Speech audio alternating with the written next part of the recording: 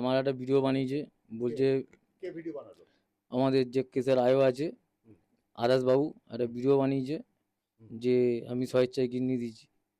মানে এটা কি তুমি নিজের থেকে বললে? ওরা আমাকে গরম নিচ্ছে স্যার, আমার গা হাত পা কাঁপছিল, বলছে এখন বল যে এরকমভাবে এইগুলো করেছিস। তখন আমি ভয়ে স্যার আমার গা হাত পা কাঁপছিল, ওই 2-4টে কথা জিজ্ঞেস করেছে, আমি বললাম। পুলিশ এখন বলছে যে তুই স্বেচ্ছায় এরকম কিডনি দিয়েছিস, তোকে জেল খাটাবো, 20 বছরের জেল, 1 কোটি টাকা ফাইন। চাকরির নাম করে নিয়ে গিয়ে কিডনি কেটে নিয়েছে পাঞ্জাবে নিয়ে গিয়ে। তারপর যখন সে অভিযোগ করেছে, অভিযুক্ত ধরা পড়েছে, বড় র্যাকেট কিন্তু এর মধ্যে রয়েছে। তারপরে খবর যখন প্রকাশ হয়, তারপর থেকে যিনি কিডনি দিয়েছেন, এই যে আমার পাশে রয়েছেন, তাকে থানায় নিয়ে গিয়ে রীতিমতো তার উপর টর্চারের মতো একটা ব্যাপার করা হয়েছে। মানে কি করা হয়েছে যদি একটু বলেন, আপনার কি করেছে, কবে ডেকে নিয়ে গেছিল? শনিবার দিনকে ডেকেছিল। কে ডেকেছিল? আমাদের যে কেসের আয়ও আছে এখন বর্তমানে, হ্যাঁ। ওনার নামটা হচ্ছে আদাস বাবু। হ্যাঁ। উনি ডেকে আমাকে গরম ফরম নিচ্ছে, বলছে তুই। কোথায় ডেকেছিল? থানায় ডেকেছিল। থানায় ডেকে নিচে বস করে তারপর দোতলায় ডাকলো, গেলাম। হ্যাঁ। আমি, আমার বাবা, দিদি, হুম। 3জন মিলে গেছিলাম, গিয়ে 3জনকে বস করালো, ওকেও ডাকলো, সামনাসামনি কথা হচ্ছে। টাকার বিনিময়ে আগে থেকে তুমি জেনে টাকার বিনিময়ে কি কিডনিটা দিয়েছো? না, আমি জানতাম না। আমার কাজ যখন কিডনি নেওয়ার পরে উনি টাকা পয়সা দিয়ে, তাও টাকা কথা আমি ওনাকে বলিনি, উনিই আমাকে দিয়েছে টাকা। 1,30,000 টাকা? হ্যাঁ, মানে একটা ফোন কিনে দিয়েছিল, আর হচ্ছে উনি 35,000 টাকা নিয়েছে, আর আমাকে বাদ বাকি ব্যালেন্সটা দিয়েছিল। আমি চাইনি পয়সা পয়সা। ব্যালেন্স বলতে কত? ওই 1,30,000 পিস এরকমই হবে। 1,30,000 কিংবা 25 এরকমই হবে। ওইরকম। হ্যাঁ। থানার বক্তব্য কি, পুলিশের বক্তব্য কি? পুলিশ এখন বলছে যে তুই স্বেচ্ছায় এরকম কিডনি দিয়েছিস, তোকে জেল খাটাবো, 20 বছরের জেল, 1 কোটি টাকা ফাইন। তোমাকে দিয়ে কি রেকর্ড করিয়েছে পুলিশ? পুলিশ রেকর্ড করেছে যে আমি স্বেচ্ছায় কিডনি দিয়েছি। এটা তিনি করলেন? হ্যাঁ, উনি রেকর্ড করেছে, এটা আমাকে দিয়ে বলিয়েছে। এই মুহূর্তে মানে এই মুহূর্তে আপনার শারীরিক অবস্থা কিংবা থানা থেকে ফেরার পর কি মনে হচ্ছে? শরীর কেমন? শরীর মোটামুটি অতটা ভালো না, একটু হাঁটাচলা করলে একটু প্রবলেম হচ্ছে। তা ভয় পাচ্ছেন পুলিশকে নিয়ে?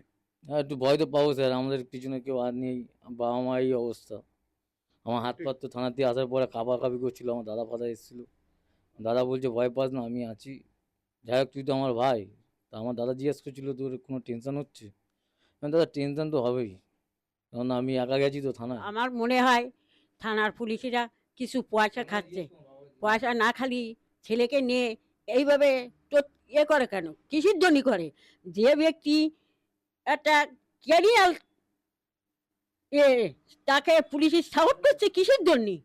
আমি এই বিচারটা চাই।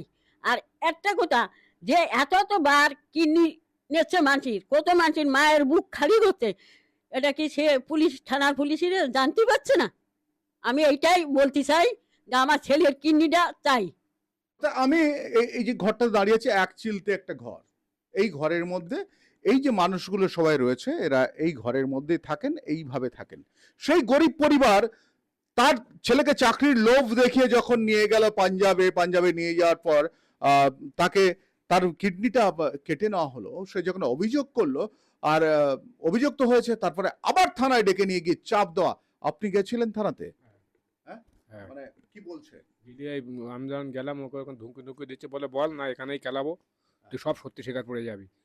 কে বলছে এটা? ওই যে থানায় যে ওই বাবু ছিল, আমি ওনার নাম ঠিক মতন জানি না, কি আদাস বাবু না কি জানো, ও উনি উনি সবসময় ফোন করে ডাকে। আমি ওই হসপিটালে শুধু ফোন করেছি, উনি গেছে। তাই থানায় এই তারিখ আমাকে বললো ছেলেকে একটু নিয়ে আসবে, নিয়ে আমি নিয়েই গেলাম। নিয়ে গিয়ে এরকম খুব চমকাইয়েছে, আমরা কোনো কথা বলিনি, চুপচাপ বসেছিলাম, আমাদের কাছে কিছু জিজ্ঞাসা করিনি।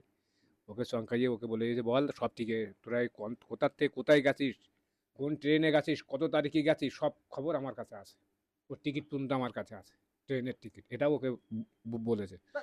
এটা তো ও অস্বীকার করেনি যে যায়নি, গেছি তো। হ্যাঁ, ও তো বারবারই বলছে যে আমি তারিখ বলতে পারবো না, কিন্তু আমি গেছি। এবার তো গেছে, ও বলে তোকেও ঢোকাবো আর ওকেও ঢোকাবো, 20 বছরের জেল আর কি 1 কোটি টাকা ফাইন। প্রভাস কি ছিল পাশে? প্রভাস তো জামাইয়াদের পাচ্ছে, ওনার একদম পাশাপাশি চেয়ারে। হ্যাঁ, এরকম পাশাপাশি চেয়ারে, যেমন আপনি কথা বলছি এরকম পাশাপাশি চেয়ারে। পুলিশ কেন ভয় দেখাচ্ছে সেই অসুস্থ রোগীকে, যার একটা কিডনি নেই? সে বলছে তার হাত পা কাঁপছে, সে বলছে আমি অসুস্থ বোধ করছি, কেন? বলছি এইটার পেছনে কি কারণ রয়েছে তোমাকে এরকম ভয় দেখানো পুলিশের? মনে হয় তো ওরা মোটা টাকা ডিল করে ফেলেছে ওর সাথে। ও জামাই আদর দিচ্ছে, আমাকে একবারও জিজ্ঞেস করলো না তোমার শরীর কেমন আছে। ওকে জিজ্ঞেস করছে তো ঘরের লোক এসছে তুই জামা প্যান্টটা পাল্টাসনি, এরকমভাবে ওর সাথে এরকমভাবে কথা হচ্ছে। প্রভাস মণ্ডলকে এখন জিজ্ঞেস করছে, আর আমাকে জিজ্ঞেস করলো না যে ভাই তোমার শরীরটা কেমন আছে, তুমি ঠিক আছো? তা এই পুলিশ অফিসারের নাম কি? আদাস বাবু। হ্যাঁ? আদাস বাবু। একে ভয় দেখাচ্ছেন নিয়ে গিয়ে, আর আসামিকে বসিয়ে জামাই আদর করছেন, এদের মুখ থেকে যেটা শুনছি। তবে এটা নিয়ে বারবার ধরে বলবো, পুলিশের কিছু পুলিশের তাদের কি কোনো কিছু বদলাবে না? কিছু পুলিশ যেভাবে গরিব পেলে তাদের উপর চেপে ধরে, তাদের কি মানবিকতা আসবে না? আবার দেখিয়ে দিই, দেখুন একটা পরিবার, এই পরিবারটা এইখানে এই রকম ভাবে থাকেন তারা, একেবারে গরিব মানুষ, একজন অসুস্থ, আর একজন বৃদ্ধ, সামান্য রোজগার তাদের সংসারে, আর তারা তারা এইভাবে থাকেন। তাদের এই ছেলেটাকে নিয়ে গিয়ে এবং ওই বৃদ্ধ বাবাকে নিয়ে গিয়ে আবার চাপ দেওয়া, সত্যি অবাক লাগে এসব। আমি শঙ্কর রয়েছি আপনাদের সঙ্গে, ইন্ডিয়া নিউজ 24, দেখতে থাকুন।